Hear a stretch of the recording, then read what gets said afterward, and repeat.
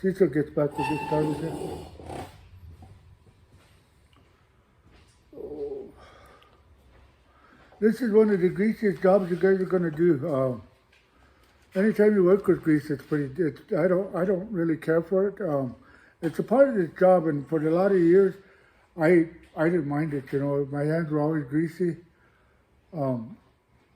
When I got done with this, guys, I used to use chemicals to clean my hands. Brake cleaner, carpet cleaner, parts cleaner, or, you know, whatever we had on hand, because that's what cuts this grease. Mm.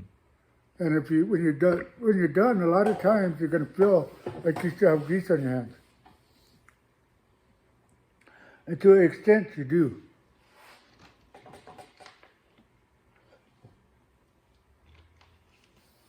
What the hell you got going on there, Kia? That's a hell of a screensaver you got there. It's in the planet. Is that what that is? A planet. I can't even tell. On that, because it's kind of off to the side. Let's go see if we could find, I thought we still had a little bit of brake spray somewhere. Because I want to wipe those off and I want to wipe those.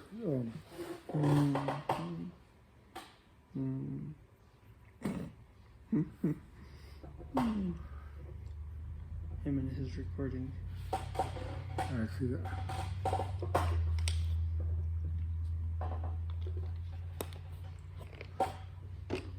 We can't waste that. Just take a little bit, put it on plastic, just paper, and wipe out your erases. Okay. Oh. Because, like I said, guys, Yeah, just go ahead and do the other one. We'll do the other one, and that one we could just leave right there for a second. Just take it on, take a rag,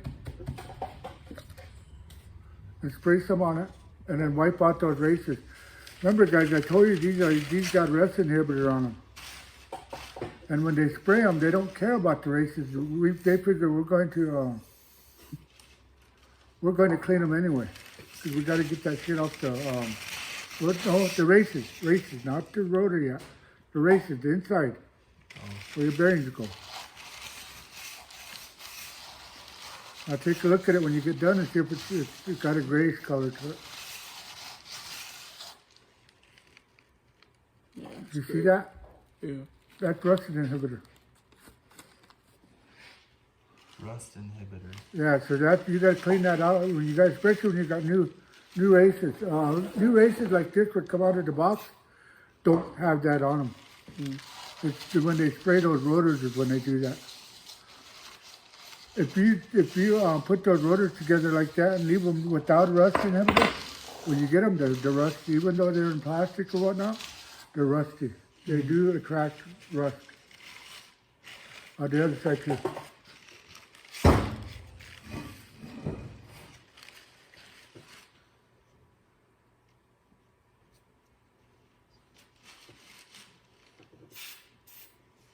I was kind of wishing I grabbed someone else and wrap it, but I didn't. I was going to go to Walmart, but shit, I couldn't walk somewhere after I got done with Sam's Club. A break and parts cleaner. Yeah, I was done. I couldn't do it no more. You go look in the office and see if he has some. I don't think there's any in there. There might be. I know I bought some at one time, but I don't use too much because we don't have a whole bunch. Okay. Unless we find another can. Oh, they sell some at Angels. Oh, do they? Yeah, and Okay. where I work. Okay, well, we'll have to go get some done. I didn't know they had any in town. Usually they don't. Because we're going to have to wipe down those rotors. Those rotors have the same stuff on them. When they spray these, it's called a rust inhibitor. Oh. And if you don't clean it off when you get done, when you step on your brakes, they'll smoke. Oh. And it embeds itself in your brake pads. Oh. So your brake pads never completely work great until they get that out. They actually burn it out of them. Burn that layer out then. Yeah. Okay. So you got to be kind of careful when you do that, guys.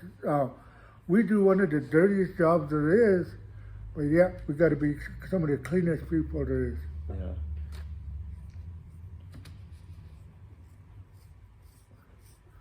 As soon as I get an engine done, I like to take that 5.4 tear that down and see what's wrong with it.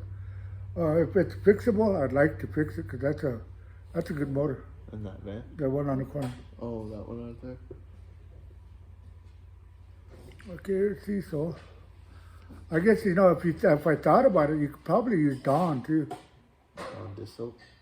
Because Degrease? if you rebuilding the engine, guys, if you guys were you get it all tore down, you're gonna clean it. What do you think they want you to use?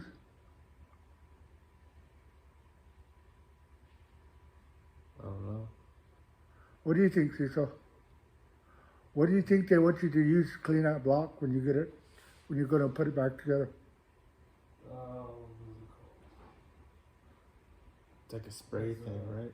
Engine cleaner or? You know what I used to clean my blocks? Soap and water. Soap and water. We had an engine cabinet. He said the Angels had some, so we'll run over there and get some. Did we? What? Mass airflow sensor. Yeah, I knew we had that. But this was a cabinet, and it was, you guys, Timmy, please don't get up.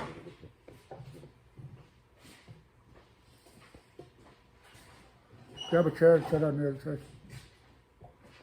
side. Okay, now guys, my hands are clean, obviously, see?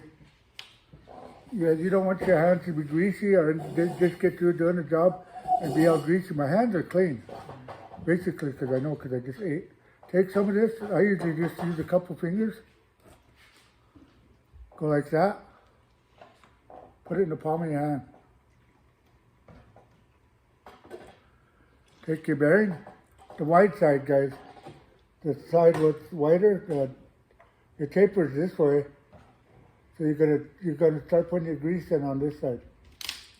This is why I do not like zoom, because you can't really see what's going on. But you guys see what I'm talking about? Yeah. Just take it and you go like this. Just kind of scrape it into your hand.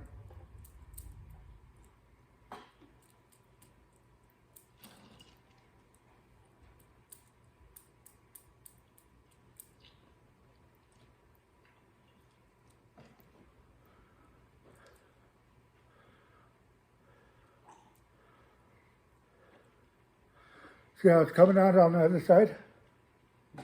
See that, Timmy? See how it's coming out on the other side? Yeah. See how it's coming out to the other side? Okay, now what we're going to do, well, this is what I like to do. I don't care how you guys do it. We're going to see where we're at, and we're going to start right there again.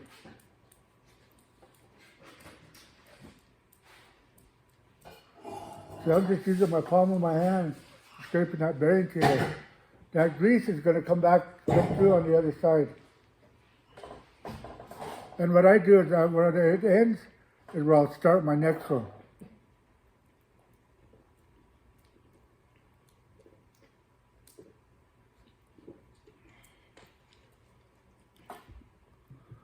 See how it's coming out again? Yeah. You do that until it comes out. You go all the way around, guys.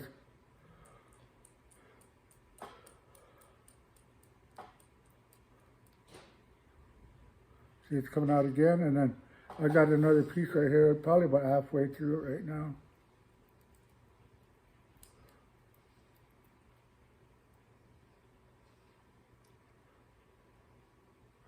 If you guys just want to get more grease and put it in your hand, you can. But after a while, it gets really becomes a mess.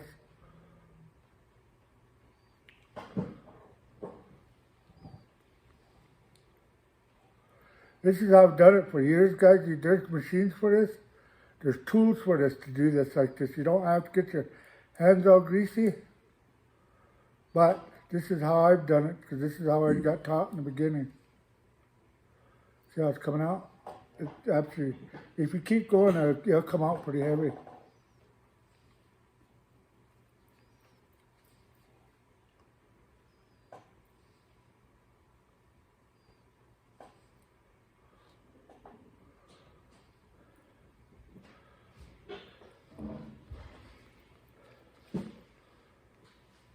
If you're not sure where you were, just hit it a few times.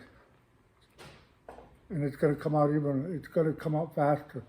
That means that you've already been through there. You already put grease in there. See?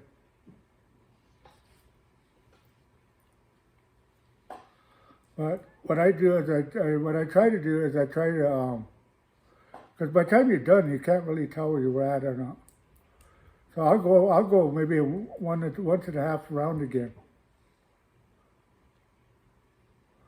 Just to make damn sure I got enough grease in it.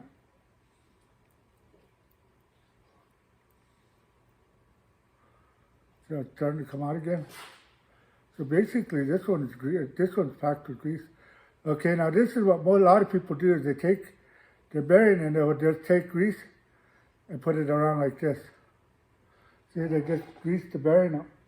You don't do that. You make sure that that inside of that's full. This is something that you don't do a whole lot of anymore because all our bearings are sealed. A lot of times we're just replacing bearings.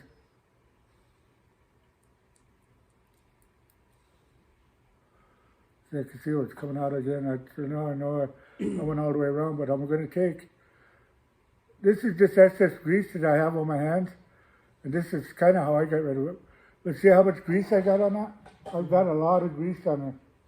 I don't say that you can over grease them, guys, but just make sure that they're full of grease. Let's put it down. And this is why I don't like this. This is why I do not like packing bearings.